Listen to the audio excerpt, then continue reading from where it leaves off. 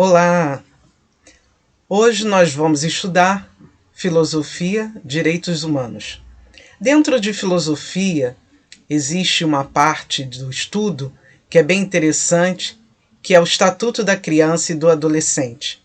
Nós vamos falar sobre saúde, cidadania em aulas seguintes.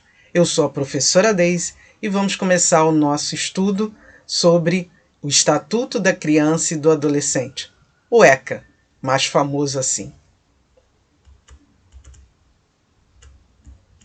Bom, nesse estudo nós vamos estudar de acordo com a Lei 8069 de 1990. O Estatuto da Criança e do Adolescente, o ECA, ele tem como principal objetivo a proteção integral da criança e do adolescente. O artigo 1º da lei dispõe sobre a proteção dessa criança de forma integral e do adolescente. O que quer dizer isso?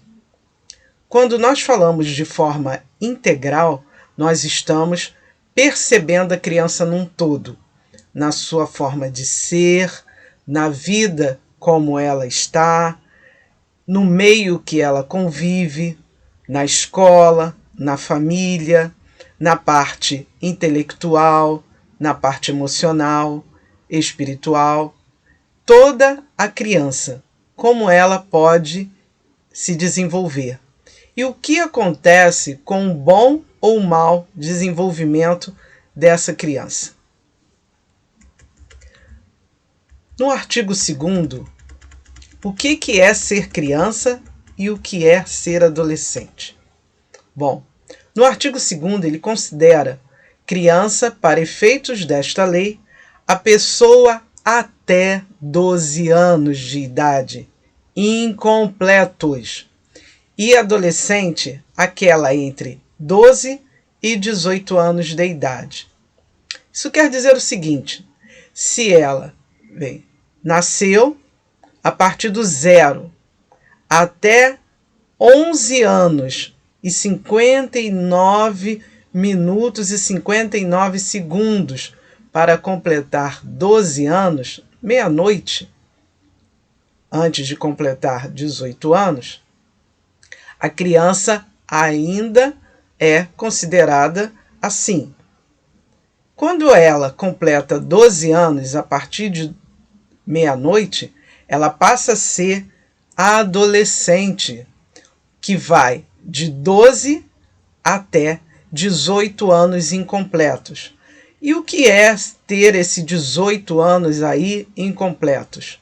18 anos incompletos é antes de completar meia-noite. A partir de meia-noite ela passa a ser adulta no nosso ordenamento jurídico, porque a adulticidade no Brasil é a partir dos 18 anos. Isso muda muita coisa? Pode mudar sim. Por exemplo, a criança, de acordo com o parágrafo único, nos casos expressos em lei, aplica-se excepcionalmente este estatuto às pessoas entre 18 e 21 anos de idade.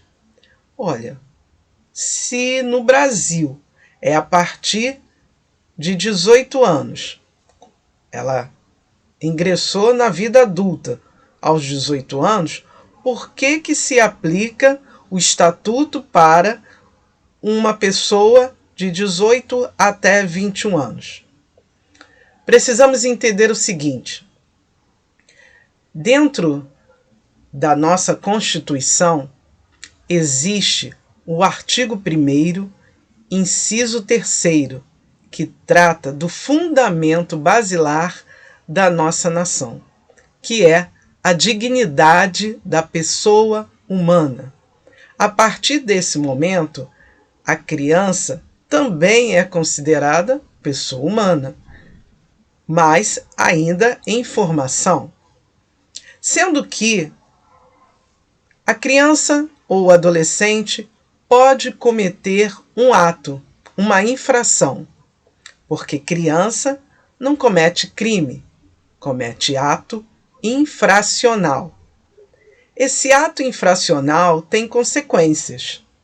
Sim, ela pode perder o convívio familiar, ela pode ser incluída num programa social, não por esse motivo, mas por outros.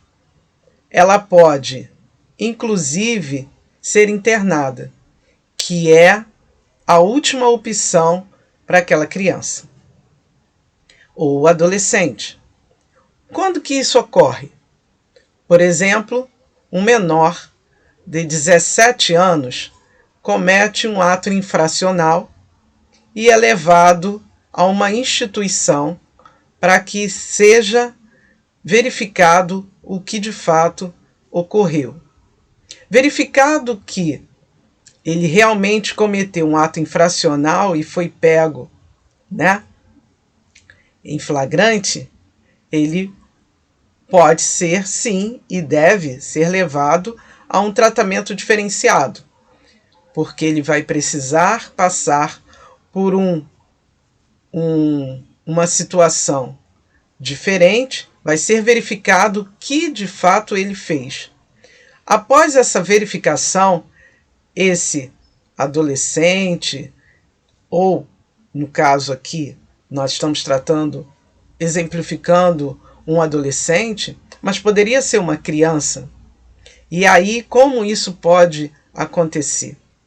Nesse caso, sendo um menor de 17 anos, ele não chegou a completar 18 anos.